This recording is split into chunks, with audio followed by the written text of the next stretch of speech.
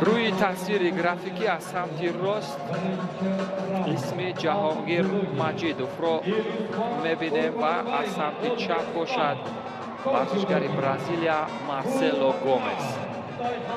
دو ورزشکاری که هر دو هم در رقابت‌های بین‌المللی تجربه کسب کردند. جهانگیر مجیدوف هم عضو تیم ملی جودوی تاجیکستان ببینیم تحت هدایت مربی ژاپنی که به این مسابقات سفر کردند چه هنر و استعداد در مسابقات گرند اسلم تاشکند به یادگار خواهند گذاشت.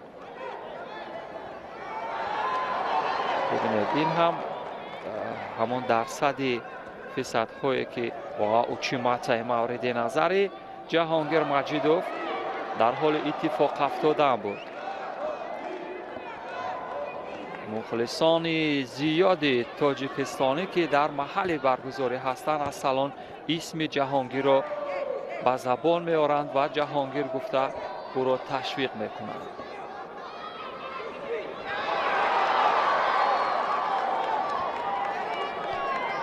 جهانگیر مجیدوف با داشتن قامتی بلند برتر هست.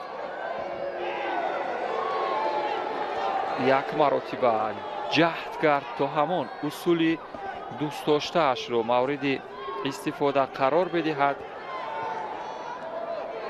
ولی راه فرار را جست ورزشگر برزیلیا مارسلو گومز. مارسلو گومز هم همسین هست با جهانگیر مجیدوف. به نظر می رسد که جهانگیر در فرم خوب یا همان معمولی خودش قرار دارد. پرچم تاجیکستان هم روی دستان مخلصان کشتن جدا در سالن برگزاری مسابقات است. اما داور کمکاری جهانگیر را به نوبت می‌کند و او یک شیدا می‌دهد. گمان میکنم تا اینجا جهانگیر کمکار نبود. فقط حمله سمت چپ هم جهانگیر بعضا پرتاب‌های مورد نظرش رو خوب اجرا می‌کند ولی براست موافقتر و مساعدتر اجرای اصول ببینیم در اینجا چی اتفاق میفته. جهانگیر که در کارنامه‌اش یک نشان برنجی گرند اسلم رو دارد و یک نشان طلای مسابقات قطعوی را در سال 2017 هم در چمپیونات آسیا میان نورسان دارد. اکنون کمکاری ورزشگر برزیلیا و باز هم با جهانگیر و دو کردی زرد یا دو شیدو با جهانگیر مجیدوف. این هم احساس خطر را زیادتر میکند. فقط به سمت پیش باید حمله کرد ولی ورزشگر سرسخت به نظر میرسد ورزشگر برزیلیا. چگونه از اما کمیکاتای جهانگیر میگریزد و تعبیر زخمتی جهانگیر را میکند. اکنون موقعیت جهانگیر از کمربند حریف و حمله راه فرار را میجوید گومز و این هم فالشاتک یا همان حمله دروغین از سوی گومز بود. باید با گومز یک کردی ضرب بدهند اما داوران بعضا طرفگیری میکنند. داور حجمه گفت این داور نوکار هست. جهانگیر هم در جستن موقع خوبی قپیدن خواهد بود.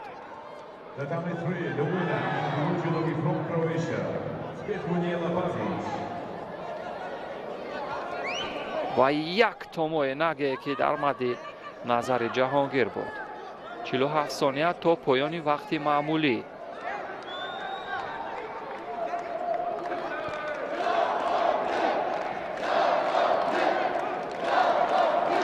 فرصت قپیدن از کمربند می‌قپد جهانگیر ولی ببینید چگونه راه فرار را به زودی ورزشگر برزیلیا گومز در پیش میگیرد و با همین ترتیب جهانگیر هم در یک حمله بسیار مساعد به نظر میرسید یک شانس بسیار خوبی باز هم می‌قپد ولی این فراری که از اصول حریف بود. باید یک کارت زرد با ورزشگر برزیلیا بدهند ولی داوران خاموش هستند چون جهانگیر حمله میکرد و فقط راهی فرار. اکنون موقعیت اجرای اصول کمری از سوی جهانگیر ولی گریز از سوی ورزشگر برزیلیا بود. 10 ثانیه دیگر تا پایان وقتی معمولی هست. جهانگیر موقعیت های قپیدن را به میان آورد چند مرتبه. یک بار دیگر همان اوچیماتا ببینید چگونه خوب و اجرا در آمد اما وقتی اساسی به پایان رسید. گلدن سکو یک اصولی خوب و سره و یک فندی جذاب میتواند جهانگیر را به دور دوم ببرد و بالاخره پرتاب سرشان یک پایزنی از مسافه دور و ورزشگر برزیلیا باید کارت زرد یا شیدو بدهند اما داوران خاموش هستند در این مورد. مارسلو گومز ببینید چگونه از چنگ جهانگیر راهی فرار را میجوید، چگونه میگریزد.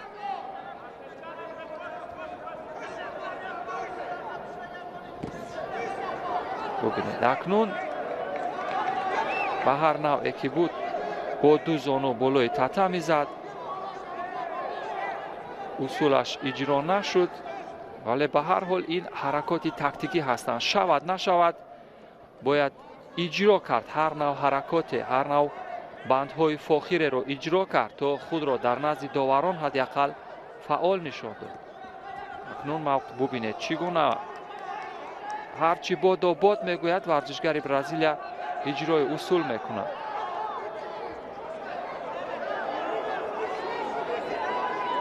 شانسی خوبه برای جهانگیر. این هم دقیقه پنجم آزمایی هست که تمام میشه. موقعیت خوب ببینید اکنون راه فرار را میجوید ورزشگر برزیلیا و این هم یک فن خودانداز به پشت برای جهانگیر مجیدوف. اصول خوبه بود. سومیگایشی به تعبیره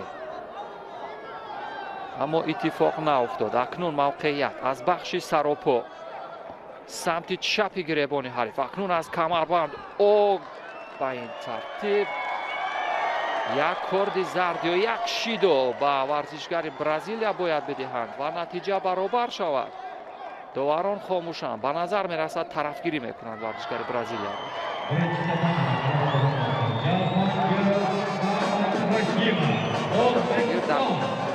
و اینجا یک چرخیش میتوانست برای جهانگیر ثمرناک باشد. اکنون باز هم موقعیت همون اصول معمول سراپا حلوکی باید باید سومیگایشی باز به نتیجه به پایان رسید. این اصول اجرای همین نوع اصول ها یک نوع ورزشگر را خسته هم بکنند چون با اقتدار تمام و یک کارت زرد یا شیدو میدهند به ورزشگر برزیلیا یا نه.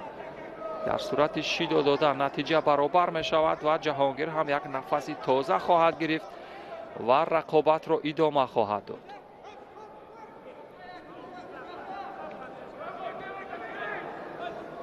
در بخش مبارزه برای دریافت کومیکاتای خوب جهانگیر فعال بود. زیدی حمله ولی چیزی نیست اینجا برای ورزشگر برزیلیا. دقیقه ششم رقابت هم تمام شد. آغاز دقیقه هفتم هست.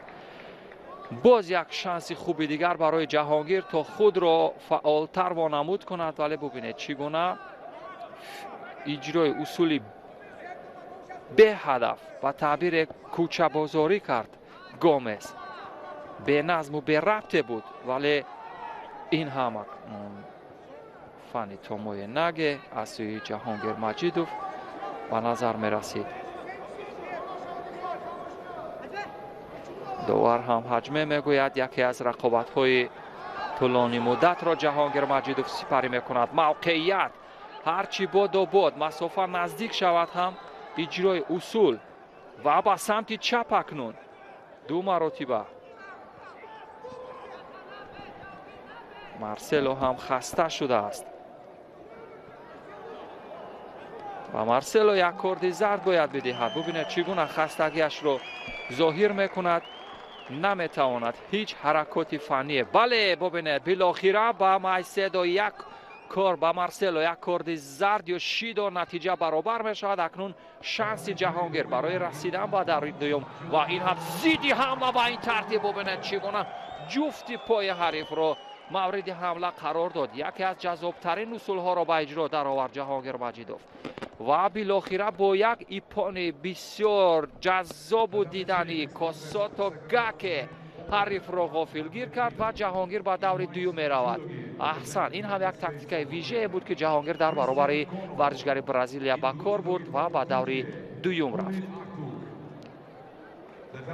مبارک باشد. واقعا ما هم اکنون یک نفسی آزاد میبریم بعد از آنکه که جهانگیر مجیدوف رو لبنان نوشته شده با لباسای کبود از سمت راست تصویر جهانگیر مجیدوف پهلوان 22 ساله تاجیک دارنده یک نشان برنجی از گراند سلام ها و صحنه رقابت میبراید در برابر سگایپوف کرامنوف ورزشگری قفقاز اصلی تیم جودوی لبنان بر رقابت میپردازد. ببینیم اکنون جهانگیر اگر با همون اقتداری که در رقابت اول حریفش از برزیلیا را از صدر راه برداشت با همان اقتدار روبرو شود اینجا پیروز خواهد شد. 74% بر 26% نتیجه پیش داوری ها از سوی IGF بر سود جهانگیر هست. فنی تامای نگی را خوبتر شاید تمرین کرده است جهانگیر مجیدوف، اما داور اشاره میکند که با سبب حمله دروغین یک شیدو به جهانگیر. جهانگیر تجربه اشتراکش در رقابت‌های بین‌المللی زیادتر هست و اکثریت شرکتش در رقابت‌های بین‌المللی را با پیروزی پشت سر کرده است. داوری رومینیاگی اکنون با جهانگیر فرصت داد تا کمربندش را به ترتیب درآورد و در ادامه و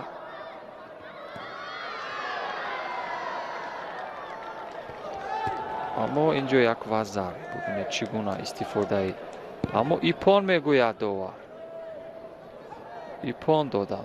ببینید سگایپوف گفتم که یک تن از ورزشکاران ماهر هست از اهل قفقاز تباران هست از اسیتیای شمالی شاید باشد که با تیم جودوی لبنان پیوسته است. به همین ترتیب سگایپوف در دور دوم پیروز می شود. به 4-1 نهایی می رود به جایی که دولت بابونوف آن را انتظار